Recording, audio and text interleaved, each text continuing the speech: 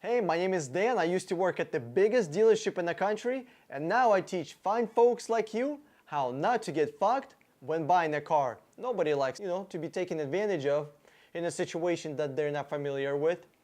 Now, in this beautiful video, it brings joy to my heart to say that BRZ and Toyota FRS have finally failed miserably. They are gone. And I hope I will never see their corpses linger on. I hope they will never come back as a zombie car. This is what I mean when I say they have failed miserably, and this is why I'm glad. First, I'm glad that they failed miserably because it was a shit car. It was a 2-liter, 200 horsepower, manual, rear-wheel drive car that cost between $25,000 and $30,000. Subaru and Toyota put their best or worst or just shittiest engineers together. I can't figure out, should I be sarcastic about this? You know what? No, I'll be honest. I'm not even gonna be sarcastic. I'll be 100% honest. No sarcasm. They put their average engineers into an average room to make an average car that will sell for above average price. This car should have been selling between $17,000 and $20,000. $17,000 and $20,000, no more. That's what this car should have been selling.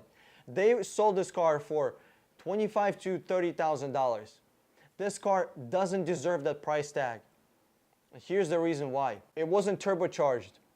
They could have easily had all-wheel drive system on this thing. They didn't do it. Subaru said, fuck you, Toyota. You're not getting our all-wheel drive system. And Toyota, like a little fucking mouse they are, okay, yeah, no problem, Subaru, no problem.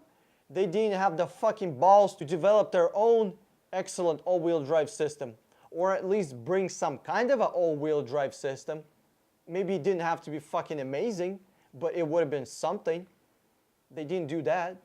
Instead of bringing this car and making this car the best it could be. Imagine if this car was 400 horsepower, 3-liter, turbocharged, manual, no back seat, because nobody needs that shit in a 2-door car. We don't need extra fucking weight. This is a sports car. It's not a fucking Uber. All-wheel drive by Subaru, engine by Toyota, because Boxer engine sucks, it's garbage, it's very unreliable, horrible on gas, inefficient, low performance. I mean, I don't know how else to say it. It's just shit engine. Just imagine if there was a 2-door STI. I mean, that car would be a fucking monster. It literally would be. It would destroy American muscle. German cars would have nothing on it. Mercedes, Beamers, Audi, bye. You don't have anything. They couldn't hold a candlelight to this car. Subaru STI is amazing as is, but imagine that in 2-door with no back seat. Imagine how lightweight that would be. How come me, not a car engineer, can think of this car, but professional car engineers with millions and millions of dollars couldn't make this car? Do you know why? Because one person has passion, one person actually wants something to be amazing, and everybody else, they're just doing their minimum wage job, just doing average. And once you put in average, you have average in return. Simple as that. They put average and they got average shit car. Here's sales numbers for 2016 for BRZ. Right here. Just over 4,100 cars. For an entire year. For an entire year. Now, I'm not saying Ford is amazing. I don't like Ford too much, but they brought us Ford Focus ST. You know, it was available in Europe over a decade ago. They finally decided to bring it here. Let's see what a 4-door hatchback with a turbocharger in manual sold. Over 8,200 cars, twice as many cars. Why is that? Why has Ford Focus sold twice as many cars? Number one, it's faster, it has more torque, and number two, it has potential. It has potential. I can bring this 250 horsepower Ford Focus ST to 330, 350. I can't bring that BRZ to 300 horsepower. What am I gonna do? Throw a turbocharger on there? Okay, let's do that. Let's now get new internals, new driveline, new differential. We're gonna get new everything. By the time we're done with the car and putting all new parts on that thing, it's gonna cost us $40,000-$50,000. For $40,000-$50,000, I can go out and buy myself an actual, real fucking performance car. Why would I try to fix that turd? It just doesn't make any sense. I got some articles here that I'm gonna show you. Conflicting information leaves Subaru BRZ future in doubt. The information is not conflicting. Once a car sells 4,000 units a year, that's not conflicting, that's failure. I'm not sure what's conflicting about this. I can't wait for FRS and BRZ to depreciate below $10,000. Dude, I cannot understand how that thing, and who in their right mind even bought this car brand new for that money. For 25 grand, you could have went out and you could have bought ST. You could have bought yourself something nice. You could have bought Infiniti Q60. You could have bought a Miata. Not a huge fan of Miata. I think it's extremely underpowered, but still. What else? Just what can you buy under $25,000? Used. You can buy used cars. There's nothing wrong with buying used cars. Why would anybody go out and buy a brand new car for $25,000? This is extremely underwhelming, extremely underperformance. Here's another one. More power in the STI Sport. So there is an actual STI version of BRZ in Japan. These two car manufacturers told us, fuck you Americans, we're not bringing you this car. Fuck you. We're gonna charge you $25,000, $30,000 for this turd, and it's not gonna be even amazing. It's just an average car. You're welcome. There you go, freshly squeezed out of our brown fucking factory. And the worst part is, after shit ton of articles I went through, after a bunch of videos I watched, everybody is praising their car. Fortunately, yours truly is not getting paid by anybody at all, anybody.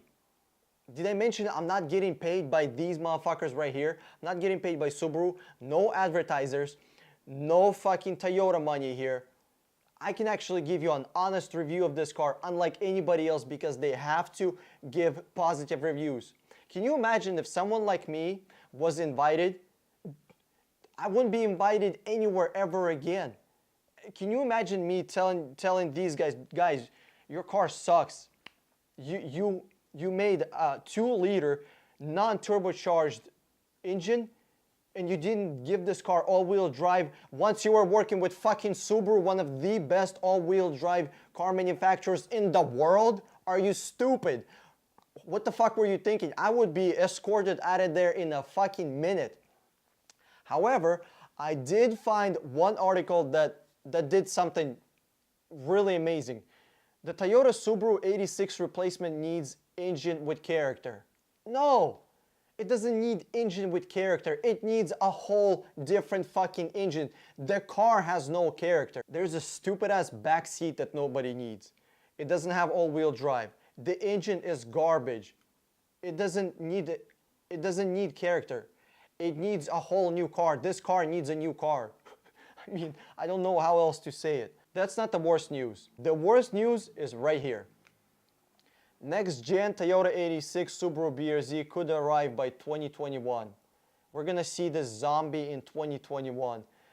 They'll reportedly ditch 2-liter for a 2.4. Oh my God. They're gonna switch one turd for another turd that's a little less smelly. Why not put a 3-liter turbocharged engine in this car? Why not make it all-wheel drive? Why not? Oh, because it's gonna outsell Subaru STI, and Subaru STI doesn't want that? Oh, well, why didn't you say? Why? Absolutely, I understand. I understand.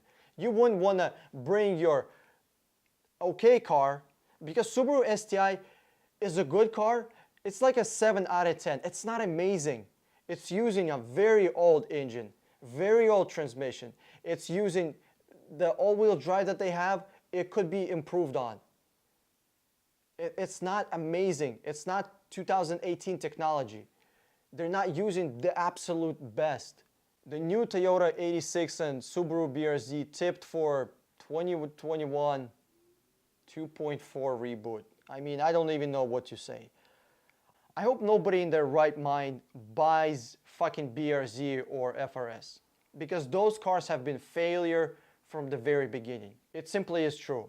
If you think that Subaru BRZ is the best that Subaru could have done, if you think FRS or 86 was the best that Toyota could have done, prove me wrong. Tell me in the comment section below, how am I wrong? Make a video about it. Tell me, how am I wrong? Tell me that Toyota couldn't make a 3-liter 400 horsepower. Tell me that Subaru couldn't have implemented their all-wheel drive system on this car. Tell me how this car is not too heavy and it absolutely needs a sunroof and a back seat. Tell me how it needs all that shit. Hey, if you enjoyed this video, give me a thumbs up below and click the subscribe button over my head, or watch one of those 2 videos if you want to see more money-saving tips about cars. This is Dan with 60 Minute Car. I'm signing out and I'll see you on the internet.